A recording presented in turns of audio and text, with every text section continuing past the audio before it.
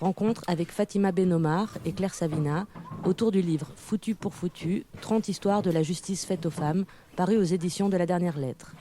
Le 24 février 2023 à la librairie Terra Nova.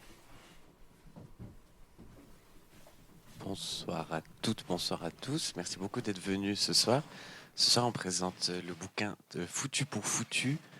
Et c'est 30 histoires de la justice faite aux femmes. C'est paru aux éditions de La Dernière Lettre. Alors, ça a été écrit par 9 autrices, j'allais dire intrépides, mais en fait, c'est incorrigible. C'est ça? Non, pardon. Ça marche. Oui, c'est les incorrigibles intrépides. C'est aussi un bouquin qui est illustré. Enfin, on aura l'occasion de parler du processus de création de ce livre. Sont présentes ce soir Fatima Benomar et Claire Savina qui ont participé à la rédaction du bouquin. Merci beaucoup à vous deux. C'est un bouquin qui, à travers 30 cas, plus que 30 portraits, montre comment la justice, dans différents contextes historiques, géographiques et culturels, s'applique de façon spécifique aux femmes, cis ou trans. Merci beaucoup d'être venus. Vraiment, ça nous fait super plaisir de vous accueillir. Cette rencontre se fait dans le cadre du cycle de rencontres consacré à la justice à Terra Nova. Merci beaucoup. Bonne soirée.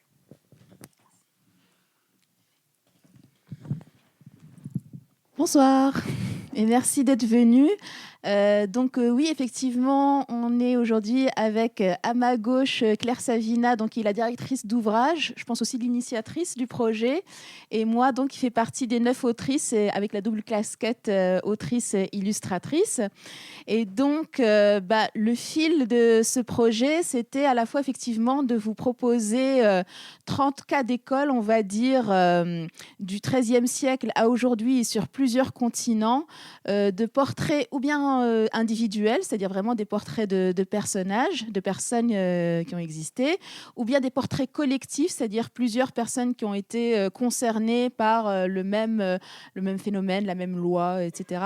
Donc, pour illustrer en quoi les femmes ont été des justiciables un petit peu particulières aux yeux de la justice, c'est-à-dire à la fois la justice institutionnelle, mais aussi l'opinion publique, ce qu'a pu en dire la presse à l'époque, la culture populaire, et comment elles étaient souvent diabolisées, infantilisées, comment on a chargé la mule ou parfois qu'on les a déresponsabilisées pour des raisons particulièrement liées au genre. Et l'idée, c'était de faire des portraits vraiment avec un travail de recherche. Alors nous, on n'est pas forcément ni juriste, ni historienne, etc.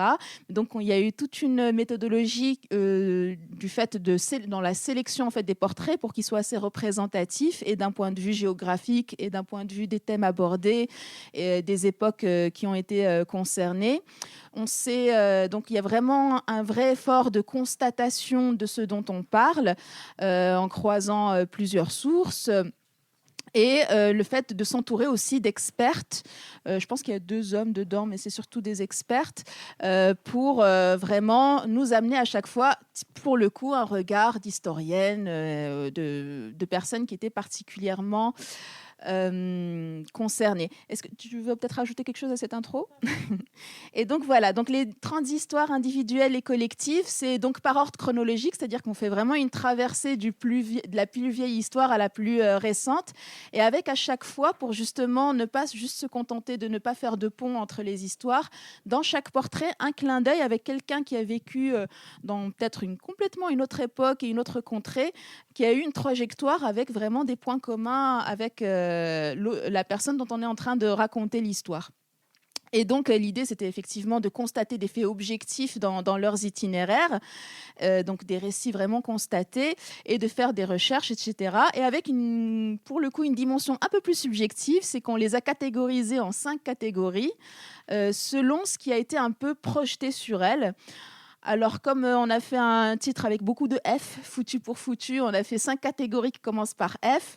Il y a par exemple les fatales, ce sont les personnes qui ont commis des crimes de sang.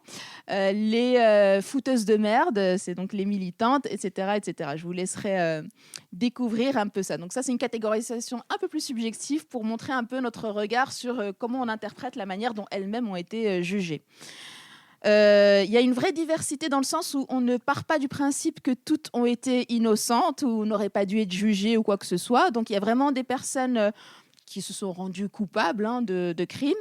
et des personnes qui ont fait vraiment jurer les scénarios, on va dire, préconçus des stéréotypes de genre, et d'autres complètement innocentes, qui n'avaient rien fait, qui ont eu que d'autres choix que de subir, qui ont été écrasées par le poids de ces stéréotypes de genre. Donc moi, ce qui m'a vachement interpellée et enrichie dans ce projet, c'était de voir à quel point beaucoup de ces processus étaient en fait avaient comme objectif une espèce de police de l'ordre social du genre, plus que appréhender les femmes comme d'éventuels dangers contestataires, donc qu'il faut essayer de réprimer pour qu'elles ne déstabilisent pas plus que ça la cité. Donc il y avait vraiment cette idée, alors malgré le potentiel révolutionnaire des femmes qu'on connaît pour celles qui connaissent un peu l'histoire des femmes, mais on se rend compte qu'on projette beaucoup sur elles, qu'elles sont dociles, sans doute un peu lâches, les femmes, douillettes, empathiques, plutôt honnêtes, sensibles. Donc, on ne les voit pas non plus comme d'énormes dangers pour la société. Alors que les hommes, on projette sur eux qu'ils sont naturellement violents, qu'ils ont un rapport plus décomplexé avec le passage à l'acte. Voilà. Et donc, c'est pour ça qu'on voit bien comment, à chaque fois, ces portraits de femmes les plus criminelles ou transgressives, tout simplement, ont fait un peu bugger le regard de la société et des juges, et que c'est pour ça que parfois elles se sont attirées des traitements judiciaires un peu particuliers. Et donc, ce que je disais, c'est que ce qui illustre un peu ces 30 cas, c'est comment celles qui se sont fait le plus taper sur les doigts, il y a vraiment une dimension qu'elles ont désobéi à leur genre. Et donc, ça aide un peu à cartographier toutes les bornes acceptables du genre féminin, parce qu'au fait, le couperet tombe assez vite dès qu'elles franchissent une certaine ligne. Et en fait, on voit à quel point les femmes qui se comportent avec plein de guillemets comme des hommes sont vraiment perçues comme des monstres à part, on va dire. Et donc, on voit comment la pression de la justice, c'est de les cantonner vraiment dans une féminité normative, et qu'elle les punit vraiment selon la manière dont, on va dire, elles désobéissent aux représentations collectives, donc les femmes sages, maternité, etc., vs les féminités un peu, on va dire, déviantes, donc pas la femme cis, blanche, hétéro à la vie bien rangée.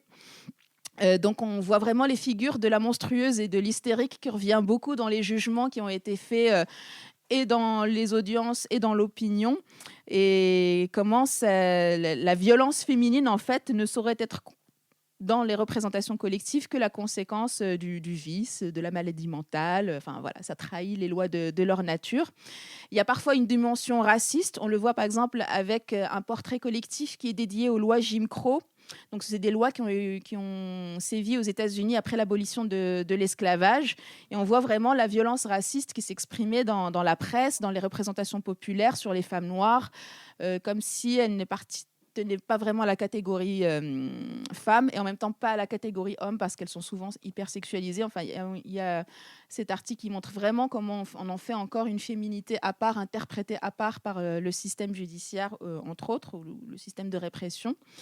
Il y a la question sexuelle, comment, par exemple, les victimes de viol deviennent un problème, et donc, par exemple, on leur réserve parfois des mariages réparateurs, c'est-à-dire le fait de résoudre leur problématique par le fait de leur imposer de marier leur violeur. D'ailleurs, c'est pas du tout, dans les yeux du système, interpréter ça comme une peine pour elles, mais plutôt comme une résolution du problème. La question des viols réparateurs, la question que pour punir un homme, on va violer une femme de sa communauté ou de ses proches. Il y a tout à l'heure Claire qui va vous faire une lecture sur un portrait qui est dédié à ça. Il y a l'autre question qui pose un problème, c'est l'autonomie des femmes. Donc, on sait que toutes les sorcières qui ont été ostracisées, diabolisées au XVIe et XVIIe siècle, c'était des femmes âgées, célibataires, qui sortent un peu du rôle non reproductif, enfin, qui sont plutôt dans un rôle plutôt non reproductif et qui revendiquent une certaine indépendance. Donc, on peut retrouver aussi une espèce de filiation avec les guérisseuses, les avorteuses, donc des femmes qui revendiquent un savoir. Et là, elles ont eu aussi un système de répression qui s'est abattu sur elles de manière assez particulière. Et puis, il y a les militantes assumées, donc celles qu'on a baptisées les fouteuses de merde. On aurait pu tout aussi bien les appeler les féminazis aujourd'hui, qui ont voulu changer la société. Et par exemple, quand on analyse la guerre des images qui ont été faites aux suffragettes, c'est assez... pour celles qui connaissent un peu les histoires, sinon je vous encourage vachement voilà, c'est très très parlant. Alors, on peut nous dire, et ça se comprendrait...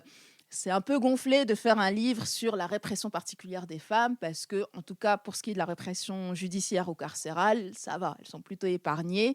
Le système carcéral, il est quand même très, très surreprésenté avec les femmes. Alors, avec des hommes plutôt. Ce qui est tout à fait vrai. En France, on est autour de 4% de femmes, de prisonniers qui sont des femmes. En Espagne et au Portugal, à peu près 9%. Aux États-Unis, au Canada, à peu près 7%. C'est pas une constante dans l'histoire. Par exemple, à un moment, à Stockholm, au début du XVIIIe siècle, il y avait un taux de criminalité féminine qui était 2 fois plus élevé que les hommes. Donc, c'est pas quelque chose qui a toujours existé. Il y a un essor récent, par ailleurs, de la population carcérale féminine qui a augmenté de 17% ces 10 dernières années. Souvent lié à la consommation de drogue, avec des risques particuliers, typiquement le fait de devoir scoltiner les services sociaux quant à la garde de leurs enfants, mais avec une place aussi très périphérique dans le marché de la drogue, plutôt des passeuses, les mules pauvres issus d'Amérique latine. Et là aussi, quand on étudie les textes, ils ont du mal à parler des femmes donc condamnées pour cela. Ils vont encore une fois, les essentialiser comme forcément victimes, les mères, les épouses qui ont besoin de protection, et beaucoup moins parler d'elles en tant que délinquantes. Et on voit une dimension raciste là aussi très visible, très quantifiable. Par exemple, aux États-Unis, les Afro-américaines, les Latino-américaines sont très surreprésentées dans les prisons. Il y a des traitements spécifiques à elles, comme les fouilles corporelles, les menaces de viol, et les viols aussi, les tests de virginité imposés. Donc voilà. Mais on voit à quel point il y a une répression, on va dire, assez ambivalente des femmes. Par exemple, si je prends l'exemple de la commune de Paris, de la part des Versaillais, il y a eu plus de femmes qui ont bénéficié de non-lieu, mais pour les femmes qui ont été condamnées, elles ont eu les peines les plus dures. Par exemple, il y a 13% de femmes qui ont fait la commune qui ont été condamnées à mort, contre 0,9% des condamnés hommes. Et 13% ont été condamnés aux travaux forcés, contre 2,3% des hommes. Donc encore une fois, on va les épargner et en même temps, on va charger la mule pour celles qui se sont rendues coupables parce qu'elles sont apparues comme complètement monstrueuses. Enfin, des femmes qui transgressent complètement l'ordre du sexe, qui font de la politique, qui en plus par la voie révolutionnaire, en s'armant. Donc, c'est par cette espèce d'ambivalence, d'exemple, on peut voir à la fois le fait qu'elles sont épargnées par la masse et en même temps qu'on les surpénalise. Voilà, je trouve que ça illustre assez bien cette problématique-là.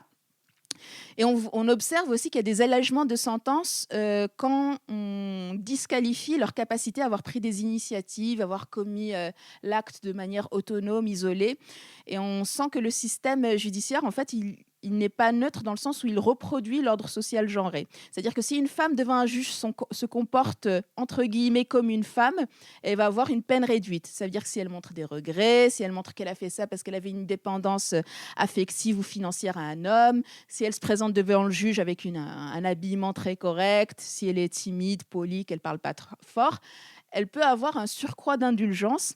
Alors que si elle se comporte entre guillemets comme un mec, c'est-à-dire qu'elle assume, non, j'ai agi seule, j'ai pas été entraînée, qu'elle choisit pas la ligne de défense, on va dire de la soumission, de la naïveté. Si elle parle fort devant le juge, elle sera jugée non seulement plus durement qu'une autre femme, mais même plus qu'un homme pour la même infraction. C'est-à-dire qu'on réprime en plus de l'infraction la transgression de genre. Il y a une espèce de petite taxe genrée dans l'interprétation pseudo-neutre de la justice. Tu faisais un petit signe ou pas ? Je vous encourage vachement à voir un épisode un podcast à soi qui parle de la masculinisation justement du système carcéral et qui montre que comme les filles, en fait, en même temps, elles sont plus contrôlées depuis l'enfance, elles auront moins tendance à transgresser les règles à cause de l'éducation genrée qu'elles reçoivent.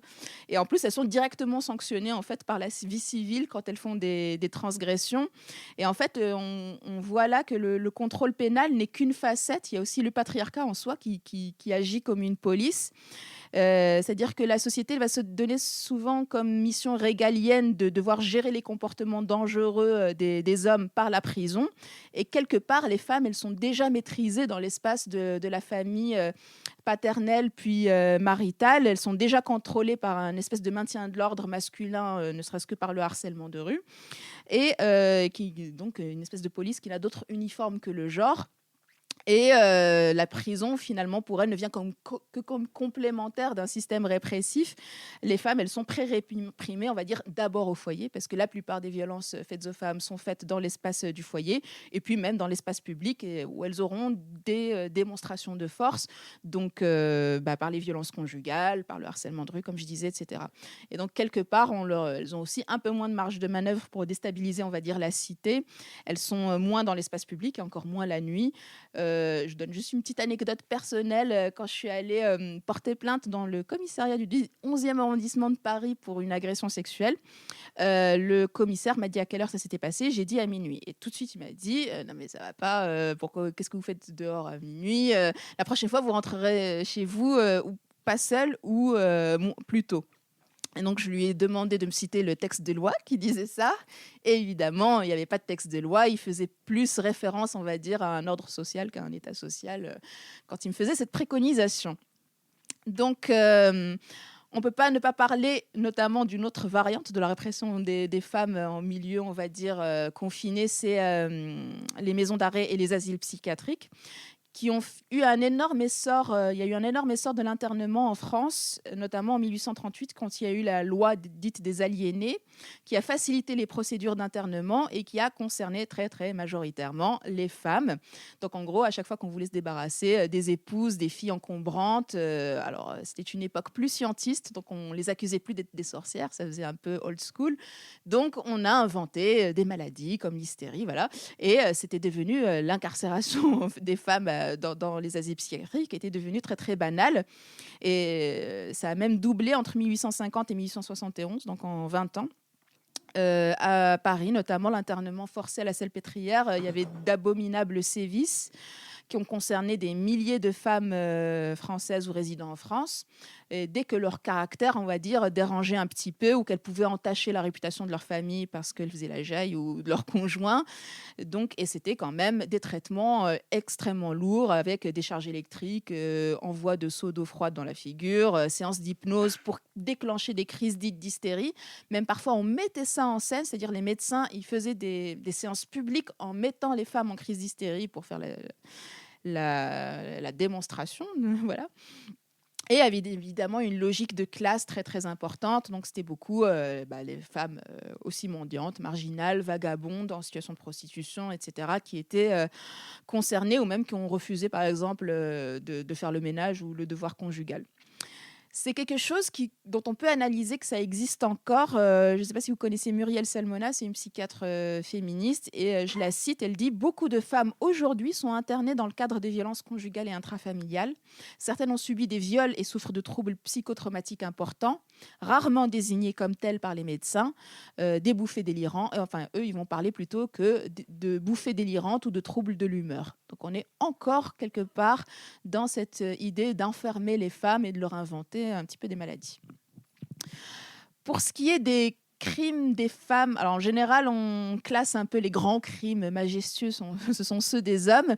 Et puis, il y a les crimes et délits dits féminins qui vont être souvent, ça aussi c'est assez révélateur, liés à la sphère domestique ou sexuelle ou reproductive. Il y a par exemple les vols domestiques, c'est-à-dire les femmes ou les filles domestiques d'ailleurs qui font des petits larcins, l'avortement, vu qu'il a été longtemps criminalisé, la prostitution, l'adultère. Donc il y a vraiment des enfermements de femmes dans les prisons pour des cas très très féminins, on va dire. Et l'oppression patriarcale, elle ne se contente pas juste d'interpréter la violence féminine. En quelque sorte, elle la provoque parce que les femmes, on est régulièrement exposées aux violences masculines et à leur impunité. Donc, dans ce contexte, en fait, beaucoup sont condamnés pour s'être tout simplement défendus contre des agresseurs ou contre des conjoints violents. Et avec cette angoisse un peu, est-ce qu'on va me croire? Est-ce qu'on va croire le contexte dans lequel je me suis défendue? C'est un peu la fameuse histoire du magnifique film Thelma et Louise. Donc, ce sont deux copines, elles sont dans un bar. Il y a un mec qui essaye de violer l'une d'elles et l'autre lui tire une balle dans la tête. Elles partent en cavale parce qu'elles savent très bien qu'elles ne seront pas crues. Et évidemment, la version des faits des femmes est toujours un peu suspecte si elles ne sont pas des victimes parfaites, si elles n'ont pas un parcours irréprochable. Donc des antécédents, entre guillemets, de femmes faciles, alcooliques ou mauvaises mères. Je ne sais pas si vous avez suivi le récent procès du 36 quai des Orfèvres, c'est-à-dire ces nombreux policiers qui ont violé une fille, une jeune femme canadienne. Et il est vraiment dit dans les récits de la presse comment elle dansait, on va dire, un peu éméchée dans le bar où elle était avant. Et encore une fois, on souligne ses mœurs pour, on va dire, l'enfoncer. Donc vraiment, beaucoup de femmes vivent dans la double peur d'être victimes de violences masculines, souvent sexuelles, et accusées d'avoir ou bien provoqué, ou bien de mentir pour le piéger ou se venger ou quoi que ce soit, ou d'avoir négligé leur sécurité, parce que c'est à elles de prendre en charge leur sécurité, évidemment. Donc on peut très bien leur dire, comme on m'a dit dans le commissariat, qu'est-ce que tu faisais à cette heure-ci ? Et l'opinion mixte, pour le coup, que ce soit les femmes et les hommes et les institutions, vont quand même se poser encore une fois en juge de la bonne réputation, du bon comportement. Si on va vers les hommes, notamment les hommes coupables de féminicide, alors quand je dis les hommes, c'est les hommes les plus privilégiés. Ils doivent être blancs, cis, hétéros. Si c'est des hommes racisés ou des hommes avec une certaine ambiguïté de genre, évidemment, ce n'est pas les plus épargnés. Mais pour l'homme, on va dire classique, voilà, ils sont assez excusés au final. Pardon, classique entre guillemets. Il faut que je pense que je vais mettre des pancartes guillemets pour mes prochaines représentations.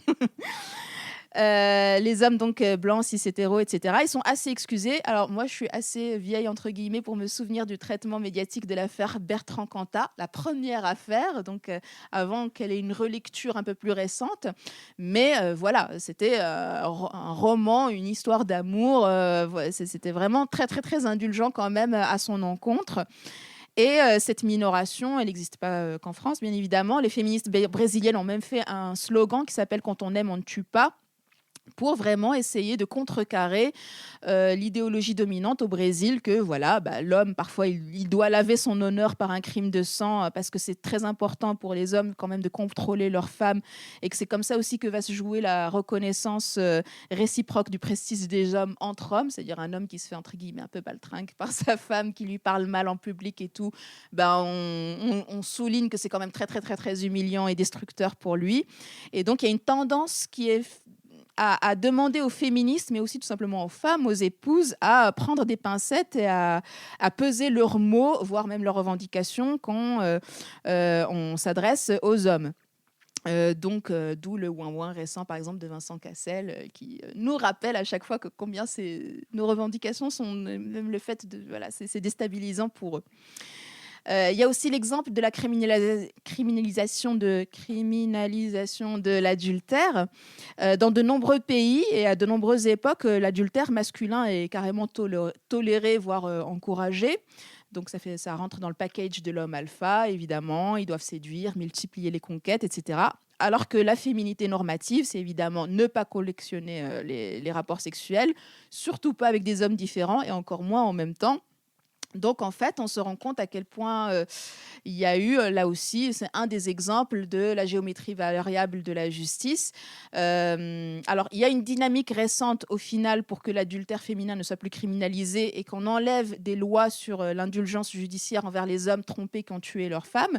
Mais on se rend compte, en voyant cette dynamique, que c'est quand même très récent. Donc, c'est en 2005, en Haïti, qu'on a supprimé l'exonération du mari si jamais il tue sa femme parce qu'il est trompé, et qu'on a réussi aussi à décriminaliser l'adultère pour les femmes. C'est en 2003 que la Turquie a aboli la réduction des peines pour les hommes qui ont tué leurs femmes parce qu'ils étaient trompés. C'est en 2005 que l'État de Victoria en Australie a aboli l'exemption de peine, même chose. Et en France, dans les années 1800, le Code civil napoléonien, il permettait non seulement d'envoyer les femmes au cachot pour adultère, et c'était vraiment une exception française. À l'époque, l'adultère était dépénalisé dans dans les pays anglo-saxons, germaniques, scandinaves, du début du 19e siècle. Mais l'homme pouvait aussi obtenir le divorce s'il arrivait à démontrer l'adultère de sa femme, et c'était évidemment pas l'inverse n'était pas vrai.